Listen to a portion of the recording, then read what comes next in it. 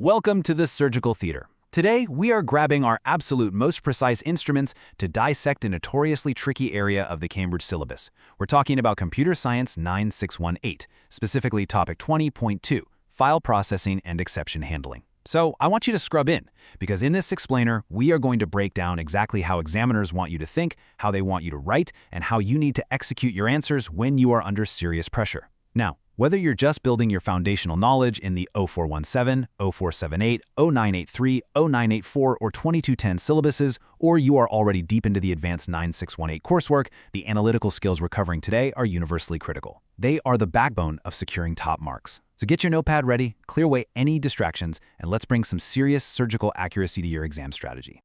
All right, we need to address the elephant in the room right away. Most students lose incredibly easy marks on file processing. But why does this happen year after year? To really understand this, let's look at two typical students. We'll call them Alex and Sam. When Alex sits down in the exam hall and sees a complex file processing question, panic sets in. And what does Alex do? He overloads his answer with raw computer science facts. He does a complete brain dump of everything he knows about hardware, software, and file structures, but he completely ignores the specific application the question actually asked for. Sam, on the other hand, makes a completely different mistake. Sam rushes. Sam dives straight into writing pseudocode without any planning, missing the highly specific command word requirements entirely. So what happens? In both cases, when it comes time for those multi-step calculations and securing those absolutely crucial method marks, they flatline. They lose marks, but not because they don't understand the subject. They lose them because they lack a systematic, disciplined approach to answering the actual, specific questions sitting in front of them. The contrast between how students naturally want to answer and what examiners actually want to read is incredibly revealing. It's like two different languages. Think about the flawed, superficial breadth approach. This is our student Alex. This is where candidates try to write a little bit about absolutely everything, hoping that if they throw enough spaghetti at the wall, something is going to stick. But examiners hate that. What Cambridge examiners actually expect and what they explicitly reward is analytical depth. According to the academic benchmarks, the assessment framework strictly prioritizes logical, structured reasoning over superficial breadth. The examiners do not want a textbook regurgitated back to them. They want to see you apply established principles, systematically analyze the problem at hand, and use evidence-based reasoning to support your solution. If a question asks you to evaluate a file update algorithm, simply listing what a file is or what an algorithm is won't get you the points. You need the analytical depth to explain exactly how and why that specific algorithm interacts with the given data structure in that specific scenario. Now, before we can perform any complex operations, we absolutely must anchor our vocabulary. There are three core file modes you must know inside and out: read, write, and append. Think of these as your basic foundational surgical tools. Read mode is for observation only. You're opening a file to pull data from it into your program's memory, but you cannot alter the source in any way. Write mode, however, is completely destructive. When you open an existing file in write mode, you are essentially erasing any existing content and starting entirely fresh. Of course, if the file doesn't exist, it creates a new one. But if it does, the old data is gone. Finally, append mode is constructive. It opens the file and immediately points your cursor to the very end of the existing data. This allows you to add new records safely without losing the old ones. Knowing exactly when to use which mode is the absolute foundation of file processing. Imagine if you use write when you actually meant append. You've just deleted your entire master database. In the real world, you'd be fired. In an exam, that is an instant loss of logical marks because it shows a fundamental misunderstanding of data safety. Moving on to another critical area where students constantly stumble: exception handling. I need you to pay very close attention here because the principal examiner reports explicitly note that candidates consistently confuse exception handling with simple data validation. Listen carefully, they are not the same thing. Validation checks if user input is reasonable before it is ever processed. For example, checking if a user typed a letter instead of a number.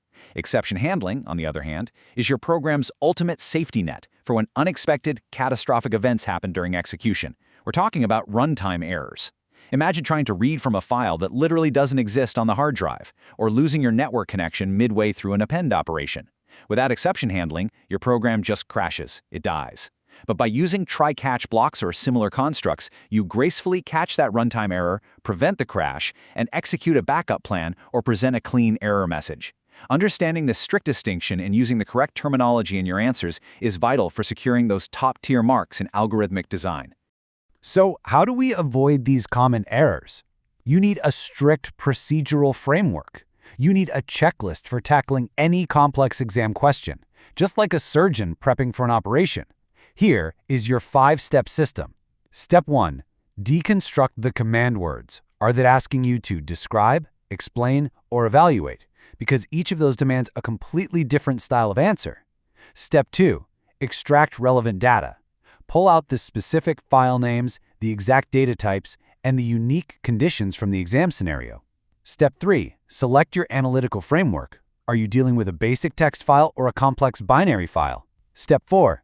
Execute with clear notation. This means writing clean, logical pseudocode or structured program code that actually follows conventions. And Step 5. Present with correct terminology. Do not ever just say something vague like, "the program stops." You need to say, "the exception is caught and an error flag is returned." If you memorize and strictly follow these 5 steps, you will approach every single question with the steady hands of a master surgeon, extracting relevant data with exact precision. I want you to remember this core philosophy every time you sit down to write. Process over product. Examiners actually award method marks for your logical process, even if your final product, your final answer, has a tiny syntax flaw. Optimizing that underlying process is exactly what we do here.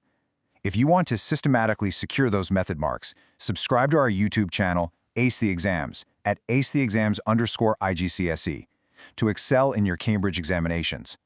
Click that subscribe button and hit the bell icon right now.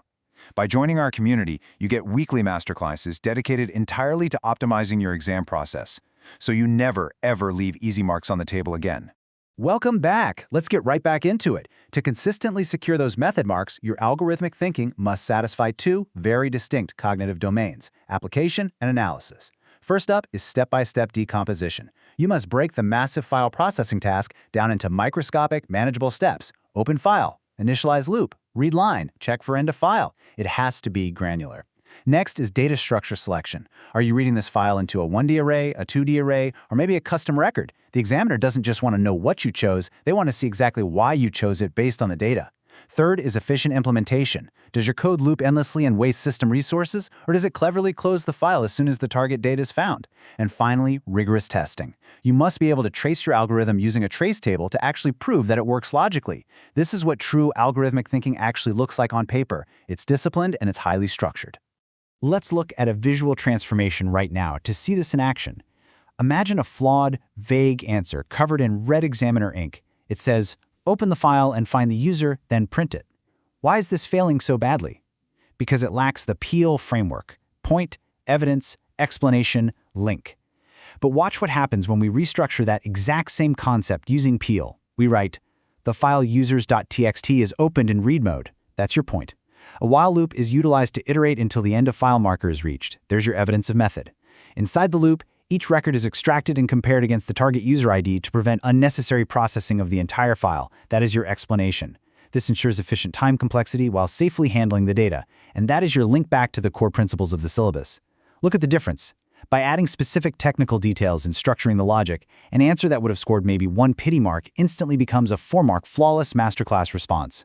Stop scrolling right there. Mastering these exact, precise transformations is exactly how thousands of our students have improved by 2 to 3 full grade boundaries. Do not leave your final grades to chance when the system is right here. Subscribe to our YouTube channel, Ace the Exams, at acetheexams_IGCSE, to excel in your Cambridge examinations. We've helped thousands of students achieve exactly what you're trying to do. Join them right now by subscribing to at acetheexams_IGCSE and turn on all notifications so you never miss our weekly exam strategy sessions. All right, let's put this into practice with an interactive workshop. I want you to imagine a 60-second timer counting down right now on a highly complex binary file scenario. What do? Your very first step is to mentally extract the data. You have to recognize immediately that binary representations require specific casting to be readable as strings or integers. If you don't cast, you've got gibberish. Step 2, you perform the necessary calculations. Maybe you're summing up the total file size to see if it fits in memory, or maybe you're counting the number of valid non-corrupt records. And step 3, you must draw evidence-based conclusions. For example, let's say you're calculating the file size and you notice it's expanding exponentially during execution.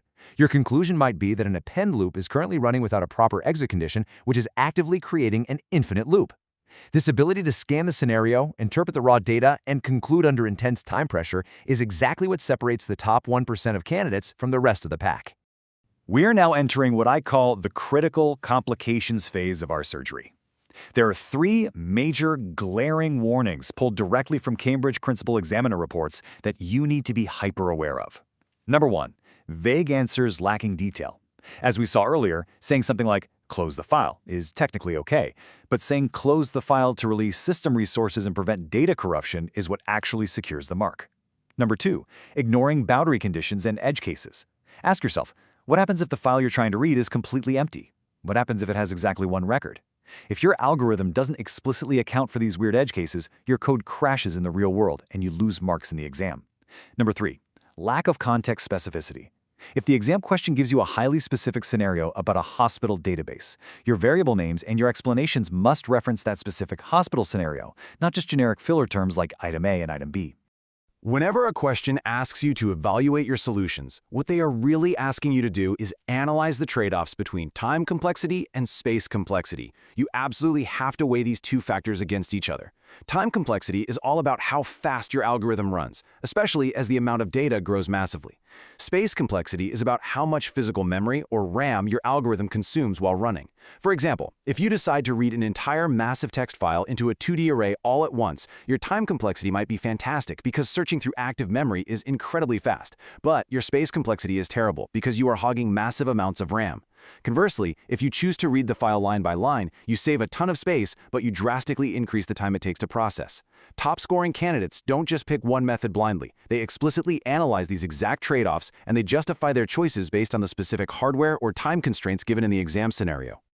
There is an explicit examiner alert in the reports that you absolutely must memorize. It says, always define terms before using them in extended responses. I need you to treat this not as a friendly suggestion, but as a non-negotiable rule for securing method marks. If you are writing a massive 6-mark or 8-mark evaluation and you plan to talk heavily about EOF or exception handlers, your very first sentence needs to briefly establish what those terms actually mean in the context of your specific answer. It proves to the examiner that you aren't just throwing around fancy buzzwords that you memorized from a revision guide, but that you fundamentally understand the core mechanics behind the vocabulary. It is such a simple 10-second step, but it instantly elevates the academic tone of your entire response from average to exceptional. So how does this all build into true evaluative thinking? Let's do a 30-second speed writing challenge right now to prove how easy it is when you use the framework. To construct a perfect evaluative paragraph, you must first explicitly consider multiple solutions. You could write, we could either use a sequential file search or a direct access file. Next, you analyze the trade-offs between them. Sequential is much easier to implement, but it is significantly slower for large datasets. Third, you must acknowledge the limitations of the alternative. However, a direct access file requires fixed-length records to calculate memory offsets. And finally, you justify your final choice with evidence from the prompt. Therefore, given the exam scenario states that all patient records are a variable length, a sequential search, while slower, is the only viable method for this application. Boom. Right there. In 4 incredibly tight sentences, you have demonstrated deep, critical analysis that hits every single assessment objective the examiner is looking for. We are coming to the end of our surgical procedure today. Here is your final exam blueprint for 9618 success. If you want to truly master file processing and exception handling, you follow 3 non-negotiable rules. Rule number 1, decode the command words. Never, ever start writing a single line of pseudocode until you know exactly what the verb in the prompt is demanding of you. Rule number 2, apply the procedural framework. Use the Peel method. Point, evidence, explanation, link to strictly structure your extended responses. This ensures you always hit that analytical depth rather than falling back on superficial breadth like our student Alex. And rule number 3, secure your method marks by aggressively managing your time, explicitly defining your terms before you use them, and always, always testing for those weird boundary conditions. This, right here, is your ultimate cheat sheet for top marks. You might be wondering, why is the number 2 up there? Why is it so important? Because students who consistently implement this exact framework, who plan their answers and analyze the trade-offs, see an average improvement of 2 full grade boundaries. That is literally the difference between walking out with a C and walking out with an A, or a B and an A star. But that kind of massive transformation only happens if you are willing to practice consistently with expert guidance. So here is your final reminder. Subscribe to our YouTube channel Ace the Exams at acetheexams_IGCSE to excel in your Cambridge examinations. Subscribe right now to at acetheexams_IGCSE and click that bell. Don't let another single exam pass you by without having the absolute best possible strategy in your toolkit. To completely wrap up our time in the surgical theater today, I have a very important question for you. What is your target grade for computer science? And what is the absolute biggest challenge you are currently facing with file processing, exception handling, or frankly, any other topic in the syllabus? Drop a comment below right now. Let us know. Our team reads and responds to every single comment, and your specific struggles literally help us design our next masterclasses to serve you better. Don't forget to like this explainer and share it with your study partners so you can both stay accountable. Ace the Exams. Your Cambridge success starts here. Keep analyzing, keep practicing those past papers, and I will see you in the next explainer.